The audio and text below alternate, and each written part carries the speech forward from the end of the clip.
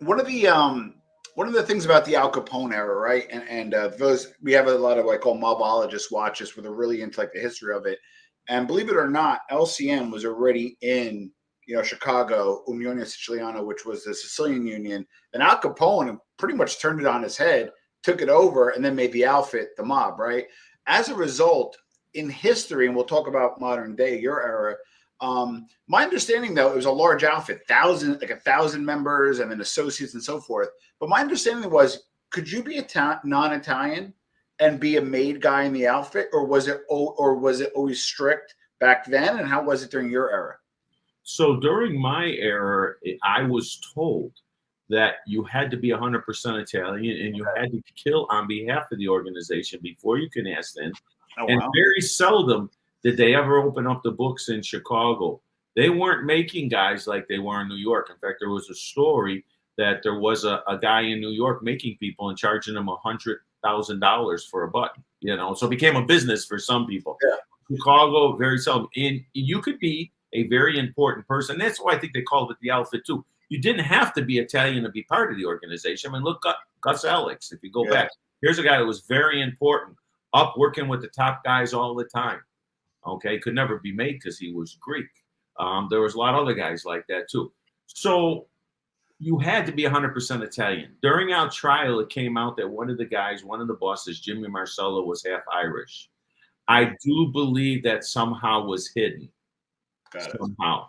And whoever, when they got made, and I believe he got made the same time my dad and my uncle did, somehow that escaped. Now, I've talked to guys from New York, Sammy the Bull. I've talked to a lot of other guys, and they said it changed. At first, you had to be 100% Italian, and then it went to the father had to be 100% Italian.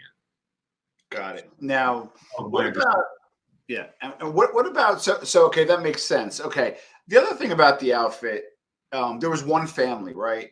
And your uncle was literally the second since the beginning, only the second made member informant from to when they started to when your uncle flipped.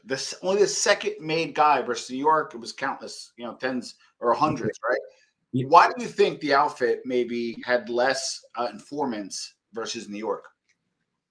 Well, first of all, I always thought my uncle was the first. Who was the other guy? I have to forgive me. I researched that he was the second, but it didn't tell me who the first was. Okay, I got to look into that. That's good to know. But yeah, very seldom you see that. And again, me growing up around this and being by my father's side all the time, I heard a lot that was going on, and I knew a lot that was going through my dad and my uncle. And they were, when they did things, it was like the military. It was a need to know. There were other guys. They didn't bring everybody in a room and say, hey, this guy's made, that guy's made. I want you guys to all get to know one another. Correct. So you didn't know a lot of things that happened. Even when they killed the Spilotros, they didn't want the body to be found. They rounded up all the other guys at the house to leave, and somebody stayed behind, and my uncle didn't know who, to bury the bodies so that you didn't know. And I think they were just very, very picky on who they brought in. You didn't get in overnight. Yeah. Really had to earn it.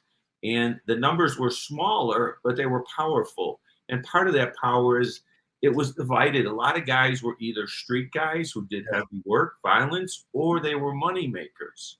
And they had both. And the people that were running it, used the people for what they were best for. At one time, these crews, like I said, when they killed, it was a crew that went, just like the military, Special Forces team. Later on in the years, it got sloppy because they were putting guys together that never worked together. So that was one of the, So yeah, it was very, very orchestrated and regimented the way they ran things from what I'd seen when I was around it. So it looks like by having that one family structure, you had operational efficiency, right? And people were in the right role at the right time. Any business or any mafia family that comes into play. Now, what about were there advantages to having a one family? I know Carlo Gambino at one point tried to rustle everybody up and make